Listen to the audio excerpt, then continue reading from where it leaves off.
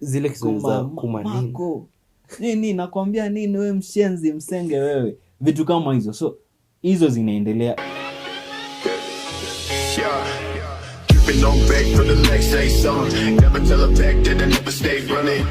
Stories of My Life Season 1 Episode 1. So guys, this is a new series inaitwa Stories of My Life. This is our first episode and I have friend over anaitwa Victor.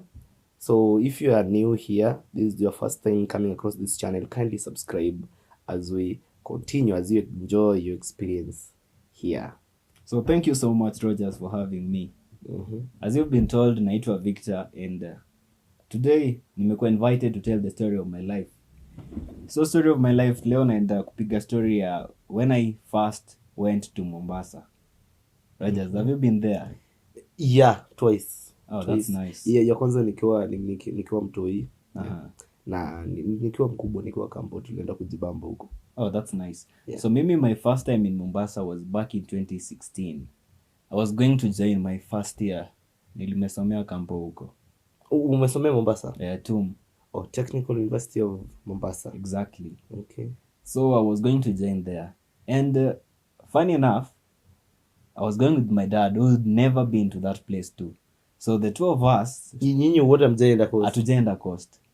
Tuko hivi tumekaa wawili. So I remember that night tuko hivi na Buddha, all the preparations. We departed from Kisumu at about 5 p.m. By the way, unajua hata mimi nakumbuka mkiendanga safari that night. Ulilala kweli? Because I'm someone who doesn't even remember the last time I was in Nairobi. Niseme I'm someone who's not even been to Nairobi.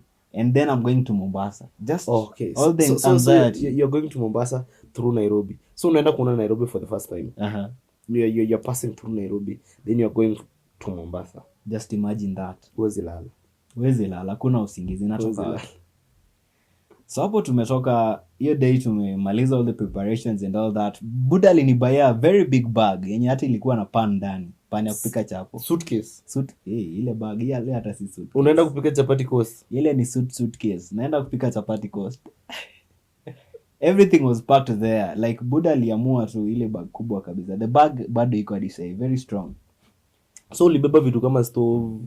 Stove ilikuwa hapo ndani. Okay. And all that. Sufuria ziko hapo ndani hadi pan ya chapo.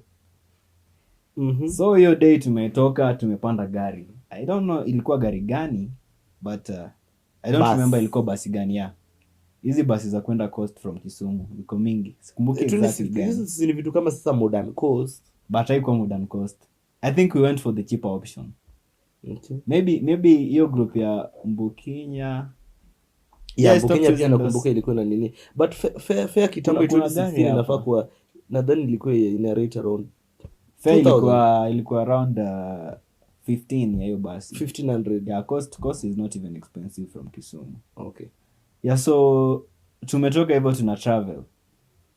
So mimi the first experience ya mambo mbaya nili encounter nikiwa kwa hii basi tukienda coast.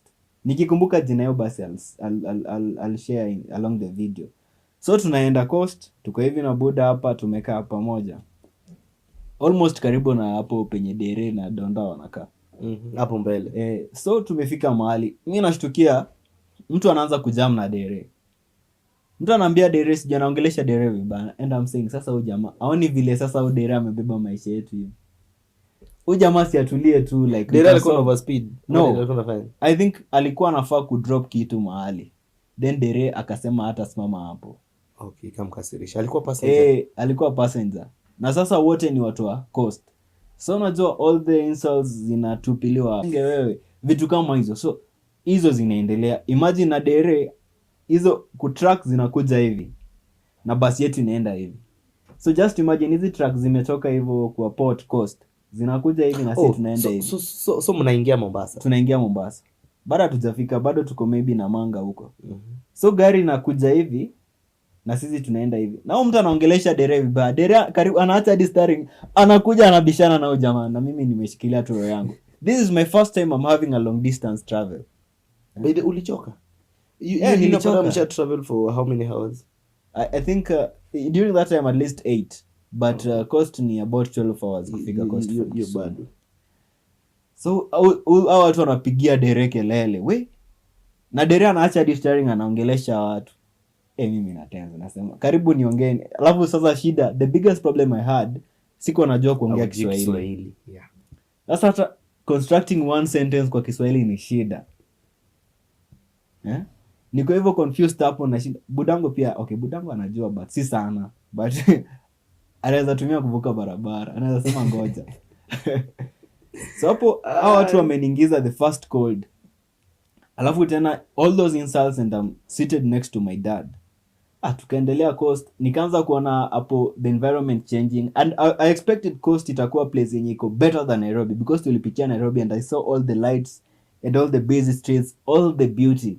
So I was expecting that mlipitia Nairobi saa ngapi? Mlifika Nairobi saa ngapi? Nairobi about midnight. Okay. Yeah. So I was expecting at least coast ikue place ingine better than this Nairobi. Naanza kuona kwani tunaenda ushago tena. Tunarudi ushago because naona nyumba ziko sparsely populated. Kuna hizi palm trees but haziko hivyo vile nilikuwa na expect. Nyumba hata ziko poa. Hapo umejua tumeanza kuingia Kilifi. Tuko Kilifi County. Huko vile inaanza. So tunazidi kupanda, tunapanda juu tunakuja. Hapo ndio sasa unajua kwamba do I really want to go to Mombasa? Wapi yora? Confusion ina creep in hapa. Sasa funny enough, I cannot even ask my dad to go happy because yeye pia hajui. Na travel in all that blindness, all that darkness, I don't understand a thing. Tunazidi kusonga. So mchana imeingia. Okay. Sasa ni asubuhi. Ni asubuhi. Nimelala kidogo tena naamka. Hata kulala ilikuwa ngumu because I was afraid of all that, like sija travel even long distance. Accident and all that. So imefika saa 2 usiku, saa 2 asubuhi. Saa 2 asubuhi niko kwa hii basi, buda kwa hapa, jua imeshatua. Ama ni jua kufanya nini? Jua imeshatua. Whatever.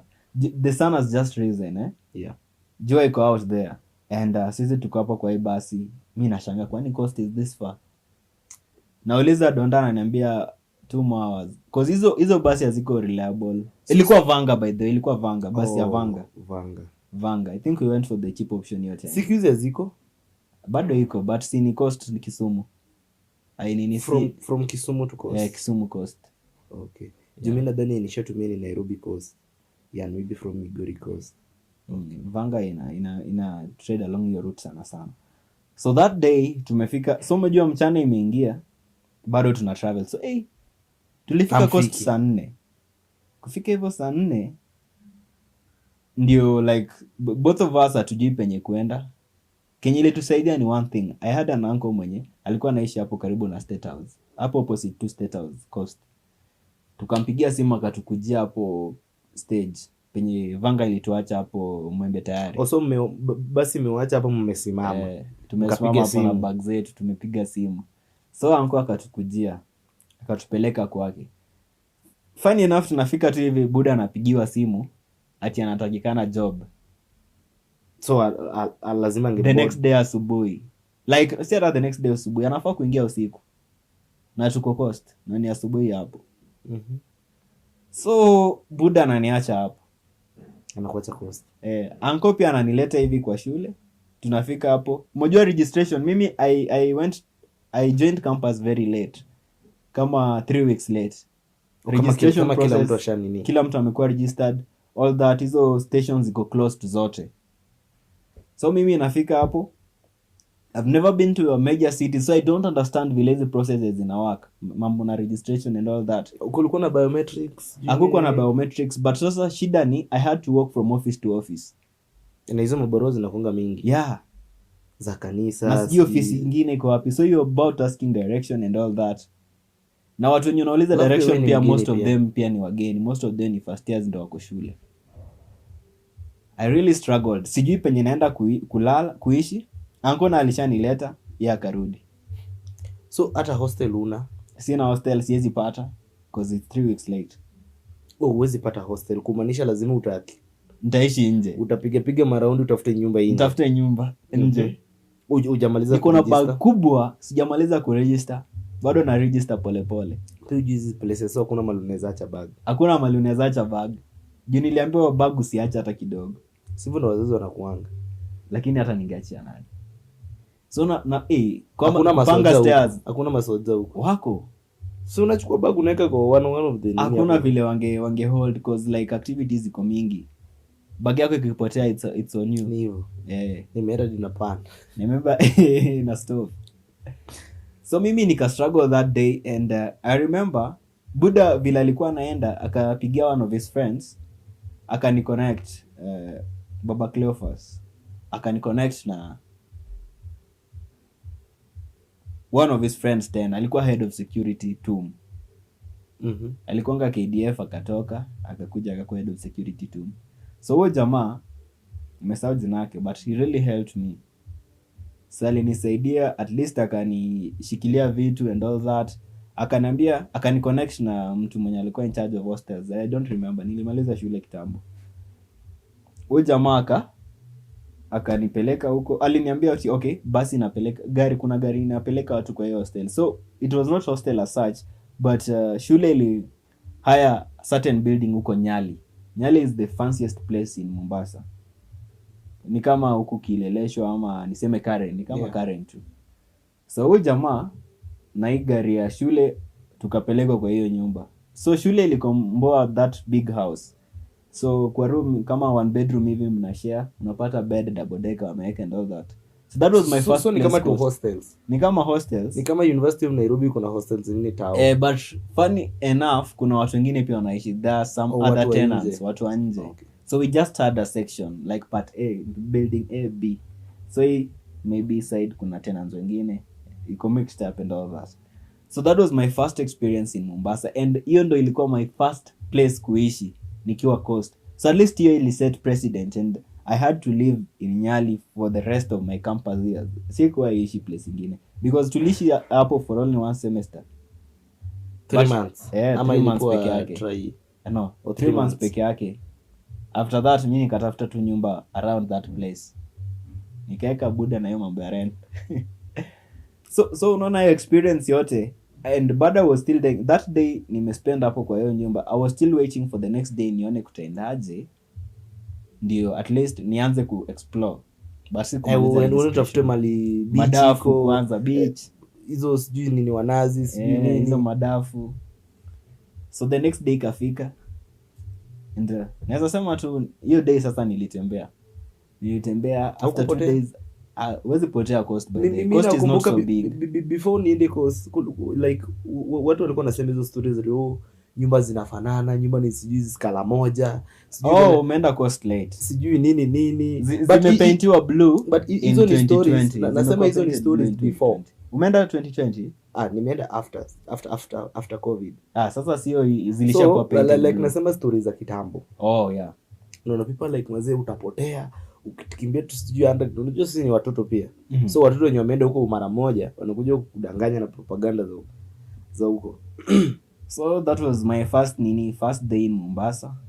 Alafu next day sasa at least ndio day nili travel. 2 days later anko akaniita huko nikaenda nikakula at least nika enjoy life huko juu. I was not eating well. Kwanza cost nili realize that penye naishi maisha was a bit expensive. Ukiona hotels you have to spend a lot of money. Like maybe 200 ndio kule at least a decent meal. Na hiyo ni back in 2016. So it's a lot of money 200 then. Hakukuwa na COVID, so 200 was a lot of money then. And bado hiyo time hakuna inflation yenye imehit Kenya right now. Dollar bado at least ilikuwa on the right side of the Kenyan shillings. So unaona 200 a meal ilikuwa tricky. And naweza sema that was my first experience with a major city, major institution and all that. So and I was alone in all that. So at least naweza sema that experience ilinibuild nikakuwa better person and at least so shida na cost moja hata kuna lift. Hakuna lift. We don't have very tall buildings huko. Hakuna lift. You kitu mbona sijafikiria. Hakuna lift cost. Hakuna lift cost. Ndio kwa comments mzuri jamaa. Hakuna lift. Mimi sikuwa itumia lift cost. Hakuna. Sasa building gani? Siko sure kama haiko. Building gani? Cost hata kuna tall buildings. Hata Nairobi hapa building maybe kama zimejengwa later. So alafu tena cost. So mimi Nairobi first time kutumia lift ni Nairobi. Nakuja Nairobi hapa 2020. Nairobi ziko kila mahali. 2021. kuingia kwa 2020 hapo kuingia kwa lift inakuwa shida juu mimi sijui hata nifinye button gani. Mimi nilijua kutumia lift kwa movies. Kwa naona movies, so the first time niliingia kwa lift najua obviously niko na hiyo nini, naona tu like venye zimeandikwa sijui nini finya tu ikienda.